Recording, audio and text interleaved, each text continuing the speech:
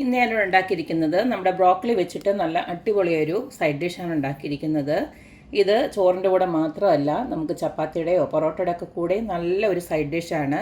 അപ്പോൾ നമുക്ക് ഈ ഒരു റെസിപ്പി എങ്ങനെയാണ് ഉണ്ടാക്കുന്നതെന്ന് നോക്കിയിട്ട് വരാം. ബ്രോക്കലി മെഴുക്കുവരട്ടി ഉണ്ടാക്കാനായിട്ട് ഇതുപോലത്തെ ഞാൻ ബ്രോക്കലീസ് എല്ലാം ഇതുപോലത്തെ കഴുകി വൃത്തിയാക്കി കുറച്ച് നേരം ഞാൻ ഒരു മണിക്കൂറോളം ഉപ്പിട്ട് വെച്ചിരുന്നു. കാരണം കണ്ടില്ലേ, ഇതുപോലൊക്കെ ഉള്ളതിനകത്തൊക്കെ ഈ പുഴുവോ അങ്ങനെ എന്തെങ്കിലുമൊക്കെ കയറിയിരുന്നാലോ എന്ന് വിചാരിച്ചിട്ട്. പക്ഷേ അഴുക്കൊന്നും ഇല്ലായിരുന്നു. അതിലേക്ക് ഒരു 3-4 പച്ചമുളക് അരിഞ്ഞു വെച്ചിട്ടുണ്ട്. പിന്നെ ഞാനൊരു 2 വലിയ സവാള അരിഞ്ഞു വെച്ചിട്ടുണ്ട്.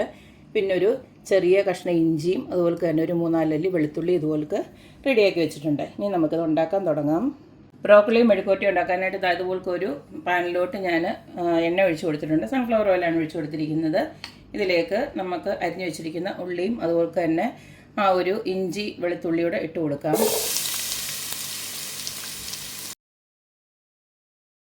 ഉള്ളി ഇപ്പോൾ ചെറുതായിട്ടൊന്ന് വാടി വന്നിട്ടുണ്ട്. ഈ ഒരു സമയം നമുക്കിതിലേക്ക് ആവശ്യത്തിനുള്ള ഉപ്പും അതുപോലെ തന്നെ കുറച്ച് മഞ്ഞൾപ്പൊടിയും ഇട്ട് കൊടുക്കുകയാണ്. ഞാനൊരു 1/2 ടീസ്പൂണ് ഉപ്പിട്ട് കൊടുക്കുകയാണ്. അതുപോലെ തന്നെ ഒരു 1/4 ടീസ്പൂണോളം മഞ്ഞൾപ്പൊടിയോട് ഇട്ട് കൊടുക്കുന്നുണ്ട്. ഇനി നമുക്കിതിലേക്ക് നമ്മൾ അരിഞ്ഞ് വെച്ചിരിക്കുന്ന ബ്രോക്കലി അങ്ങോട്ട് ഇട്ട് കൊടുക്കാം. അതുപോലെ തന്നെ പച്ചമുളകും ഉണ്ട്.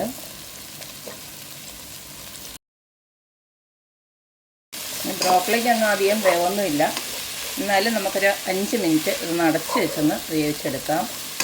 ചെറിയ തീയിലിട്ടിട്ട് വേണം ഇങ്ങനെ അടച്ച് വെക്കാനായിട്ട്.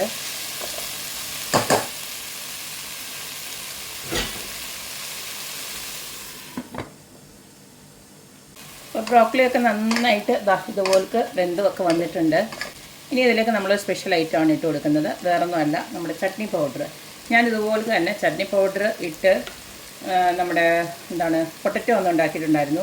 ഞാനത് വീഡിയോ ആക്കി ഇട്ടിട്ടുണ്ടായിരുന്നു. അടിപൊളി ടേസ്റ്റ് ആയിരുന്നു. സെയിം മാർഗ്ഗത്തിൽ ഞാൻ വേറെ നമ്മുടെ ഓരോ പച്ചക്കറികൾ വെച്ചൊന്ന് നോക്കിയിട്ടുണ്ടായിരുന്നു. അടിപൊളി ടേസ്റ്റാണ്. അപ്പോൾ ഞാൻ എന്തായാലും ഇതിനകത്തോട് ഇടുവാണ്.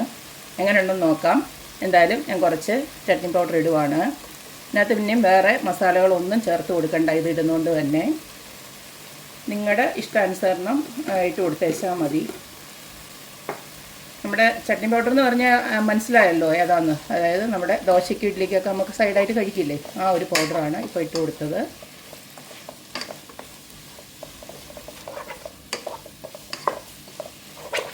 അതിന് ഇത്തിരി ഒരു ഉപ്പുണ്ട്, അതുകൊണ്ട് തന്നെ ഉപ്പ് നമ്മൾ കരുതിയിട്ട് വേണം ഇട്ട് കൊടുക്കാനായിട്ട്. ഇനി ഇതെല്ലാം ഇട്ടതിന് ശേഷം നമുക്ക് വേണമെങ്കിൽ ഒന്നും കൂടെ നോക്കിയിട്ട് ഇട്ട് കൊടുക്കാം. അടുത്തത് നമ്മൾ ഇതുപോലൊന്ന് നടുക്കോട്ട് ഇതുപോലൊന്ന് വകഞ്ഞ് മാറ്റിയിട്ട് നമ്മൾ 2 മുട്ടയും കൂടി ഇട്ട് കൊടുക്കുകയാണ്. ഇതുകൂടെ ഇട്ട് കൊടുക്കുന്നുണ്ട്. നല്ല അടിപൊളി ടേസ്റ്റാണ്. ഏത് കഴിക്കാത്തവരും കഴിച്ചോളും. അപ്പോൾ ഇതുകൂടെ ഇട്ട് നമുക്കൊന്ന് ചിക്കി എടുക്കാം.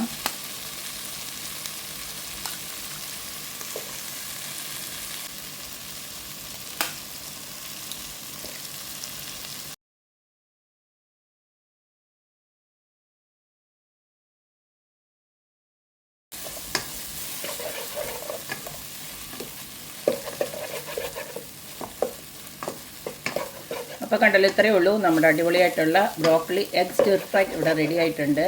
നല്ല അടിപൊളി ടേസ്റ്റാണ്.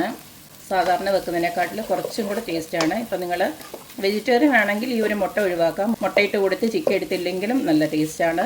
മുട്ടയിട്ട് കൊടുത്തു കഴിഞ്ഞാൽ ഇത്തിരിയും കൂടെ ടേസ്റ്റ്. അത്രയേ ഉള്ളൂ. അപ്പം നമുക്ക് ചോറിനൊക്കെ ആണെങ്കിലും ചപ്പാത്തിക്ക് പോലും ഇതൊരു സൈഡ് ഡിഷ് ആക്കാം. നല്ല അബ്ബാര ടേസ്റ്റാണ്. അപ്പോൾ എല്ലാവരും ഇതുപോലൊക്കെ ഒന്ന് ഉണ്ടാക്കി നോക്കുക, അഭിപ്രായങ്ങൾ അറിയിക്കുക.